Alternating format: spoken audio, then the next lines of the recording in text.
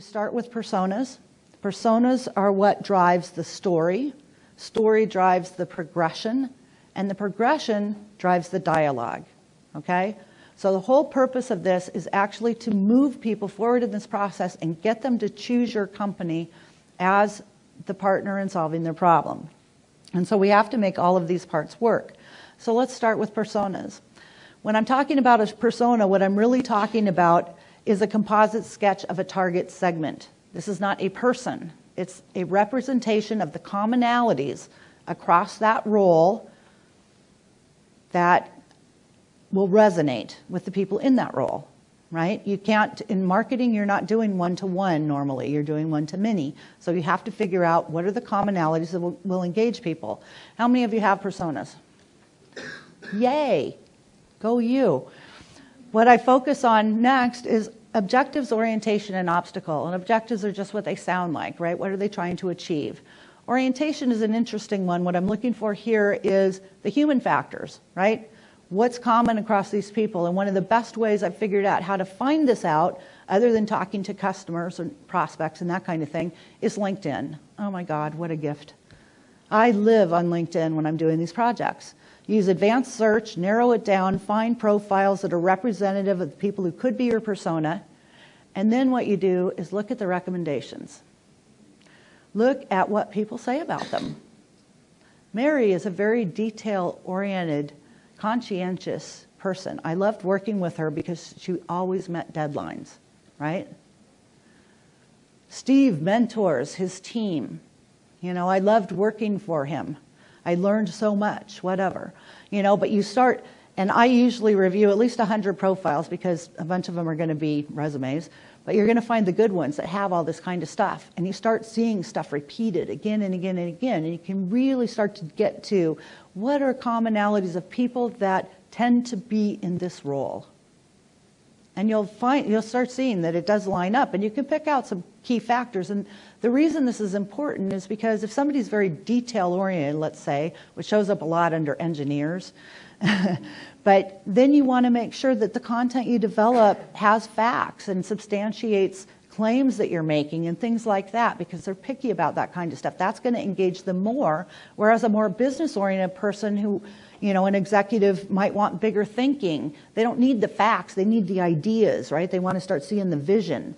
So the more you can find out about personal things, the better able you are to create nurturing content that's going to engage them. And the third one in that row is obstacles. Usually when I say what can derail the deal, ask what can derail the deal, there's dead silence in the room because people haven't thought about it. And it's not the big stuff like, oh my God, it's too expensive. It's usually never price. It's stuff like, I couldn't get Diane to agree, so I couldn't take it to Sam, you know, or, you know, so-and-so came in at the last minute and said, what if our users won't adopt it? And we couldn't get enough proof to show that we were going to get high enough rate of user adoption to make it worthwhile, to convince so-and-so to sign off. You know, whatever it is, there's all kinds of little obstacles that can happen along the way, and you need to find out what they are. Sales is a great source for this. Questions, and we're going to talk about this more in a minute, so I'm going to let that one go for now. But you also need to focus on preferences, channels, formats, and activity. Okay, what are they willing to engage with, so that when you structure your nurture programs, you know what kind of content to put in them. And engagement scenarios are what you can create once you've done all your persona research, and we'll talk about those in a minute, and overlays to the buying committee. And this is really a key point that I think a lot of us aren't aware of that we need to pay attention to, and that's facilitating that conversation between Mike and Diane, right? So who needs to talk to who about what? And how can we provide content where if Mike's struggling to get Diane on his side, he can say, oh, look, they have a white paper about what business units need to know in order to, you know, choose sales tools or whatever it is, you know. And so we have to figure out how do we help them talk to each other, okay? So we need to know what those things are.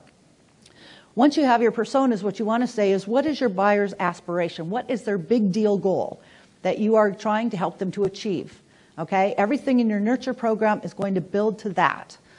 But there's a bunch of stuff that rolls up underneath it. But what you need to do is really identify what this is, because it needs to match the distinct value that your company provides. Distinct value is the intersection of customer needs and company strength, okay? So beyond your products, where does your expertise come in that they can't get anywhere else, that really intersects with their needs? Now here's the trick with this one. It's got to roll up underneath your brand messaging, right? You can't just go off and create a new distinct value for your company that doesn't go with everything else that's being talked about. But for each persona that you serve, there is a distinct value that your company provides that is going to be the thread that runs through your nurture program to make sure that you maintain that level of relevance that addresses their context and keeps them engaged. And it's also what makes your communications different from any of your competitors, because they don't have that. This belongs to you and your relationship with your customers.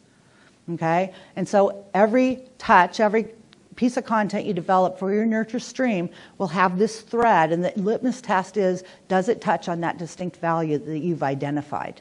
Okay? Regardless of which stage you're writing to or what part of the problem you're addressing.